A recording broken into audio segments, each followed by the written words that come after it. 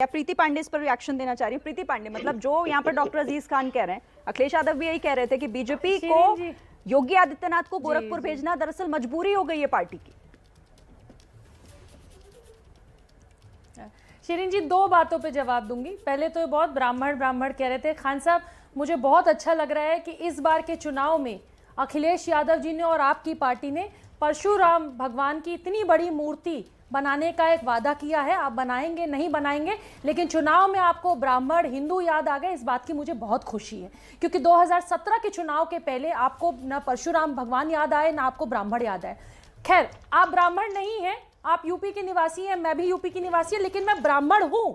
इसलिए आपको एक बात कहती हूँ, जाति धर्म की बातें करने में हम पढ़े लिखे युवाओं को शर्म आती है, लेकिन जब आप जैसे नेता और प्रवक्ता ब्राह्मण पे फोकस करते हैं तो हमारा धर्म और कर्तव्य दोनों बनता है कि आपको ये बता दें कि उत्तर प्रदेश का ब्राह्मण बिल्कुल नाराज नहीं है। उत्तर प्रदेश का ब्राह्मण उन नेताओं से जरूर नाराज है जिनको चुनाव में परशुराम की मूर्तियां याद आ जाती है भगवान की, जो अयोध्या से अपनी रैलियां शुरू करते हैं, जो ब्राह्मणों को लुभाने के लिए, जनरल कास्ट को लुभाने के लिए वो चुनावी निवड़ियां आप जो निकाल रहे हैं। दूसरी चीज, आपको एक चीज कहूंगी शिरीन जी, जो मथुरा अयोध्या की बात की खान साहब ने, पता नहीं कौन सी रिपोर्ट इनके हाथ लगी है और कौन सी रिपोर्ट सपा के कार्यालय में पहुंची है।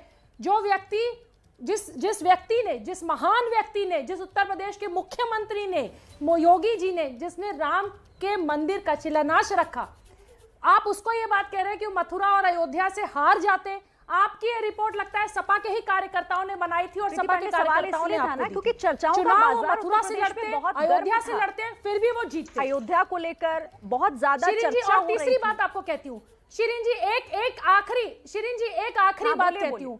देखिए, अयोध्या से तो मुझे लगता है भाजपा का कोई भी नेता लड़ता वो अयोध्या से जीत जाता। ये आपको भी पता है, क्योंकि राम मंदिर बनने के बाद वहां का जो एक माहौल है वो अलग है। तीसरी चीज ये बात जरूर कहूंगी कि गोरखपुर में योगी आदित्यनाथ 1998 से सांसद हैं। एक बार जो व्यक्ति चुनाव नहीं हारा हो, और वो इतने हो, ये भी तो हो सकता है कि 2017 के बाद वो अपने लोगों से, अपनी पब्लिक से, अपने जिन जनता के बीच वो रहे, उससे वो अलग है, और आज वापस जाके गोरखपुर चुनाव लड़ना चाहते हैं। बुराई क्या है?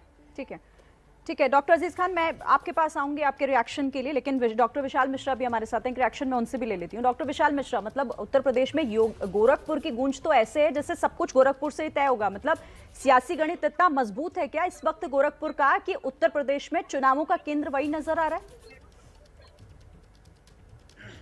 देखिए शिरीन जी, मैं समाजवादी पार्टी के प्रवक्ता की जरा आप कुर्सी तो देखिए कि कुछ दिन पहले हम लोग इस चैनल पर डिबेट में थे, तो खान साहब कह रहे थे कि हिम्मत है तो गोरखपुर से लड़के देख लें, जब बात चल रही थी कि अयोध्या से लड़ेंगे। आवाज नहीं आ रही, प्लीज आवाज बढ़ा दें। लेकिन अब आज देखिए, जब अब वो गोरखपुर से चुनाव लड़ रहे हैं तो कह रहे हैं कि वहां से फीडबैक मिला था कि अयोध्या से चुनाव हार जाएंगे। खान साहब, कुछ दिन पहले तक तो भी आप कह रहे थे हमारे साथी डिबेट में कि गोरखपुर की जनता उनको पसंद नहीं कर रही है, इसलिए वो अयोध्या से चुनाव लड़ने की सोच रहे हैं। आज आप कह रहे हैं कि अयोध्या की जनता नहीं पसंद कर रही थी, फीडबैक था, इसलिए गोरखपुर से जो है वो चुनाव लड़ रहे हैं। मैं आपसे पूछना चाहता हूं कि आपके नेता कहां से लड़ेंगे, कुछ तो बता दीजिए। लड़वा दीजिए गोरखपुर से माननीय मुख्यमंत्री योगी आदित्यनाथ महाराज जी के अगेंस्ट में, या उत्तर प्रदेश के 75 जिलों में से जिसको बहुत सुरक्षित मानते हो, सैफई, मैनपुरी, कन्नौज, इटावा, वहीं से लड़वा दीजिए। दूध का दूध, पानी का पानी हो जाएगा। लेकिन खुद तो चुनाव लड़वाएंगे नहीं, और जब वो चुनाव लड़ रहे हैं, अपने आप को आप नेता कहते हैं, जनता का नेतृत्व है आपके पास, आप कहते हैं जनता आपको पसंद कर रही है, तो जनता के बीच में जाइए ना। ठीक है, फिर यहाँ पर टीवी चैनल पर बैठकर ये कहना कि गोरखपुर की जनता उनको पसंद नहीं करेगी, उनको गोरखपुर ढकेल दिया गया है। गोरखपुर में कितने विकास के काम हुए हैं, आपको दिखता है? डॉक्टर अजीज खान ये सवाल पूछ रहे हैं, और बीजेपी बार-बार ये सवाल पूछ रही है। बीजेपी की तरफ से भी बार-बार ये कहा जा रहा है कि भाई अखिलेश यादव अपने पद पे क्यों नहीं खोल रहे? सिरीन जी 10 सेकंड, मैं इनसे पूछना चाहता हूँ, गोरखपुर फर्टिलाइजर प्लांट किसने शुरू कराया?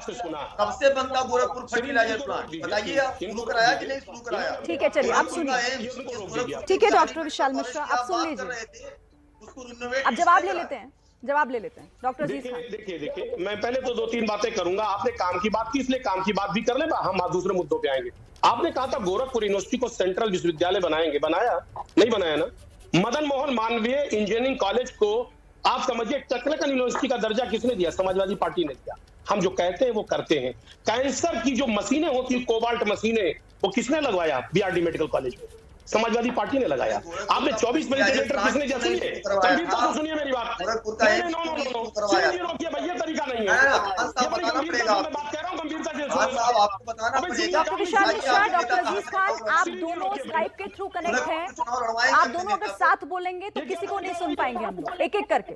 डॉक्टर अजीज खान जल्दी बात, ये जवाब दीजिए, नोट करिए ना, आप नोट करिए। बोलिए बोलिए। आई सर्जरी के लिए आधुनिक मशीनें किसने लगाई? समाजवादी पार्टी ने। हम दूसरे मुद्दे पे आना चाह रहे हैं, वो छोड़िए आप। रामगढ़ ताल पे क्या क्या हुआ, स्पोर्ट कॉम्प्लेक्स बनाने का वादा किया था, बहुत सारी बातें, हम उस पर नहीं जाना चाह रहे, मेन मुद्दे पे आना चाह रहे हैं।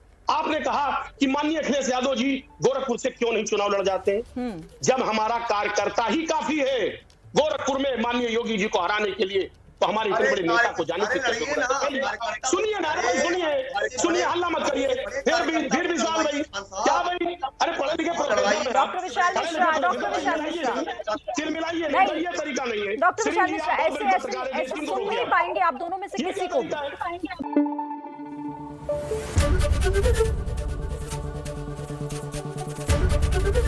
एबीपी न्यूज आपको रखे आगे।